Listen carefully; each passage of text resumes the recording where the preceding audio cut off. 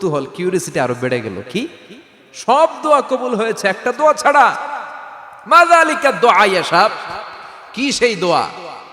যুবক এবার বলতে শুরু করলো, আমার জীবনে যে দোয়াটা আল্লাহ কবুল করে নাই সেটা হচ্ছে আমি আল্লাহর কাছে অনেক চেয়েছি, অনেক দোয়া করেছি যে আল্লাহ, শুনেছি এই জামানার সবচেয়ে বড় মুহাদ্দিস, তার নাম নাকি ইমাম আহমদ ইবনে হাম্বল।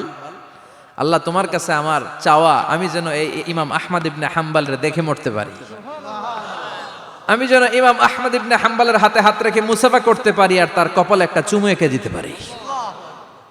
আহমদ ইবনে হাম্বল আবেগপ্রবণ হয়ে গেলেন, চোখের পানি ছেড়ে দিলেন, বললেন, যুবক, তোমার এই দোয়াটাও কবুল হয়ে গিয়েছে।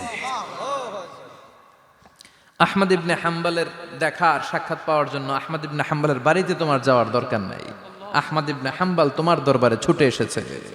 আনা আহমদ ইবনে হাম্বল মুহাদ্দিসুদ দাহর, আমি নিজেই আহমদ ইবনে হাম্বল। যুবক চোখের পানি ছেড়ে দেয়, আহমদ ইবনে হাম্বল চোখের পানি ছেড়ে দেয়। যুবক চিৎকার মেরে ইমাম আহমদ ইবনে হাম্বলকে জড়িয়ে ধরে, হাতে হাত রেখে মুসাফা করে, কপালের মধ্যে চুমু খায় আর আল্লাহর শুকরিয়া করে বলে, ও ইমাম, আসলে এই দোয়াটাও আল্লাহ আজকে কবুল করে নিল। বিশ্বাস হয়? সবসময় ইস্তেগফার পড়লে আপনার দোয়াগুলোর এইভাবে কবুল করে নিবে কে? এই পাঁচটা জিনিস পাবেন সবসময় যদি ইস্তেগফারের সাথে লেগে থাকেন। রাজি আছেন তো? এজন্য বিশ্বনবী সব সময় নামাজে সালাম ফিরানোর পরে পড়তেন আস্তাগফিরুল্লাহ। কি পড়তেন? 3 বার পড়তেন আস্তাগফিরুল্লাহ, আস্তাগফিরুল্লাহ, আস্তাগফিরুল্লাহ। পড়তে রাজি আছেন?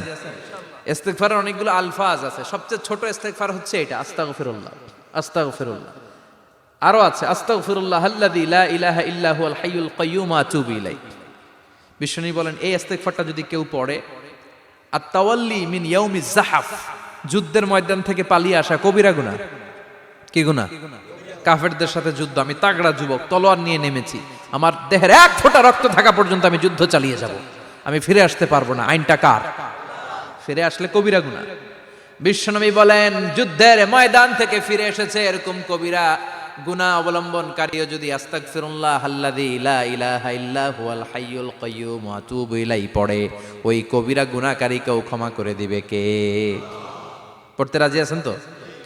আবার সাইয়েদনা আবু বকর বললেন, ইয়া রাসূলুল্লাহ আল্লিমনি দুআআন আদউ বিহি ফি সালাতি, এমন দোয়া আপনি আমারে শিক্ষা দেন যে এই দোয়াটা আমি নামাজে পড়তে পারি। বিশ্বনবী বললেন, পড়ো আল্লাহুম্মা ইন্নী যালামতু নাফসি।